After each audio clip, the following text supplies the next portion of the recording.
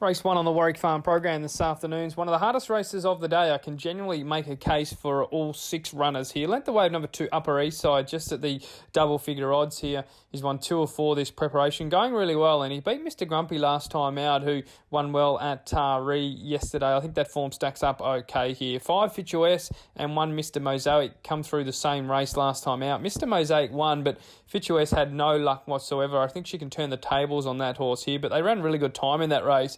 More than 6 lengths quicker than the other 1,000-metre races on the day.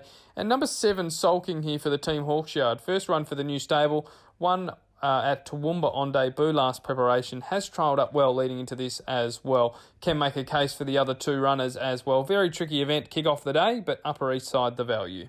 Race 2 on the Warwick Farm program is the Vale Mr. Bill Waterhouse handicap here over the 2110 metres, a benchmark 72. Hard to go past the favourite in Love Seat here, number 6 for the Godolphin Yard. Last start winner over the 2400 metres. She showed a good turn of foot that day to score comfortably. And I know she's back to the 2100 here, but she just has that turn of foot. Expect her to park probably in the box seat and be very hard to hold out late. Number 4, Dark Pearl, should have finished closer over the 1550 on the Kensington track last time out. Should appreciate the step up to 2100 metres. Number 5, Art Attack, didn't have a great deal of luck in the Country Classic last time out. How that form lines up here, I'm not 100% sure, but he should have gone a lot closer in that race. And number 3, California Firebird, last start winner over the 1900 at Canterbury. He's a bit one pace, but he was able to get there on the line that day and carries the 59 kilos here.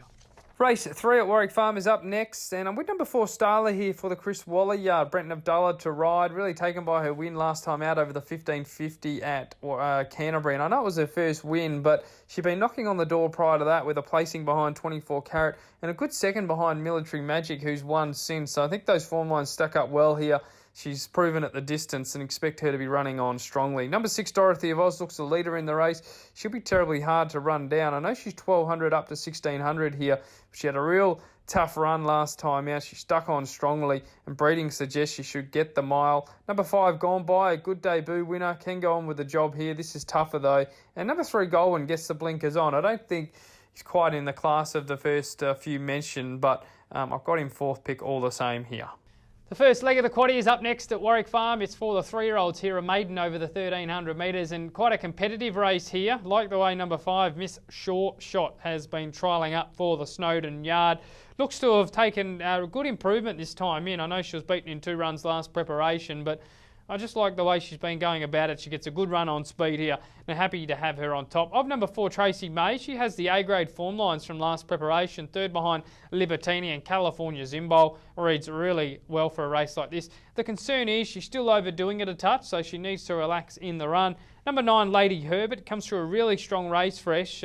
Dirty Work won the race and clocked some really good figures. The second horse has won since, and I expect that form to really stack up. And number 2, Avion Fury there, best of the rest. Love the way this horse trialled leading in. And I thought the debut effort last preparation for a different stable was quite good as well.